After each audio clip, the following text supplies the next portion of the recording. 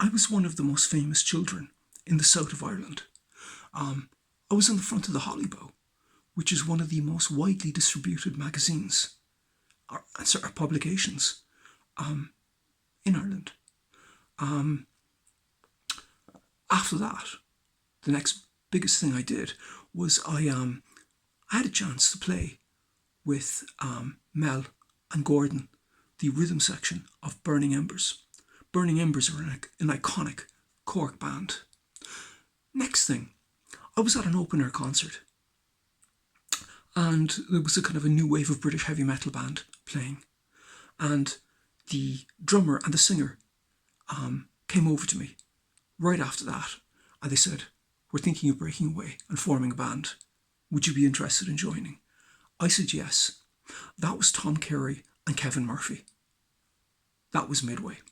So we got together, and eventually, the thing is that we were playing a lot of U2 covers, and the next band on the gig were also playing U2 covers. So to mitigate against that, we decided to compose our own music.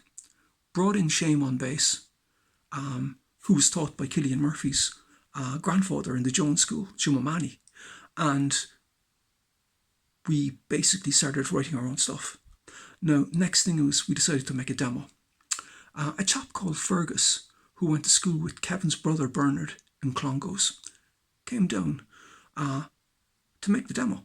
So he did the engineering for the demo. But the thing is, he also produced the demo. So Fergus produced the demo also because he was calling the shots. Guitarist, you need to do this now. Bass player, you need to do this. So he was calling. So basically, that Midway demo was actually produced by Fergus. Next thing, the demo got around a bit, and it was quite okay. And so we were rehearsing one Sunday morning in the old schoolhouse at the end of Scotsman's Road. This chap came in, and I was introduced to him as Brian, and Brian was from now on going to be our manager.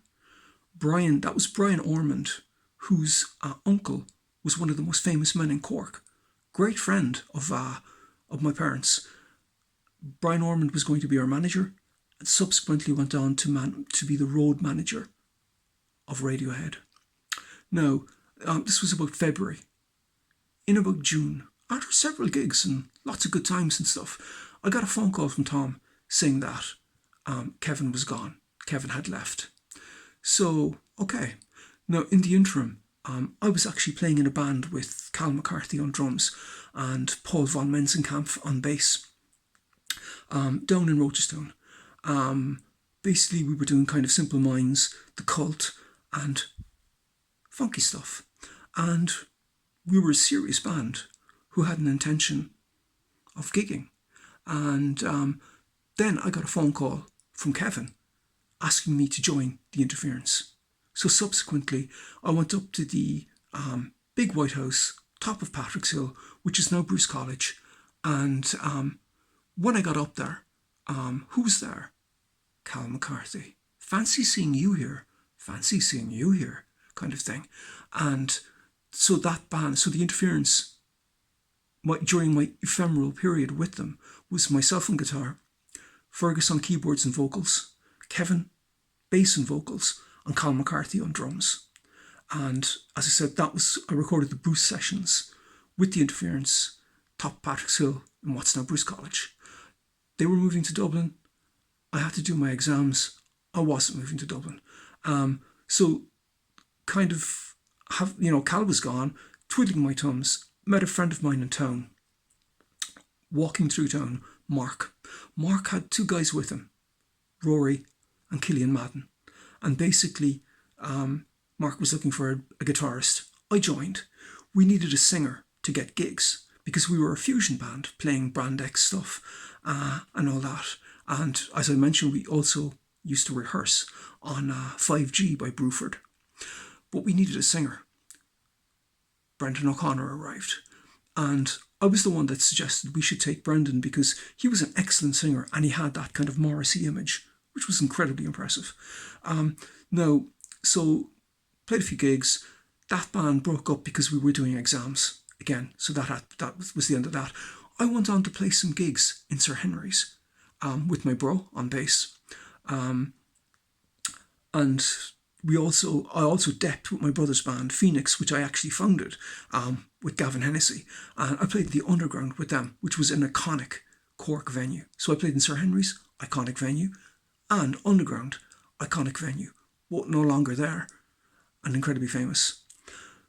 So after playing in Henry's, I actually called Brendan O'Connor's mum and asked, because I had the idea to form a kind of a Smiths type band.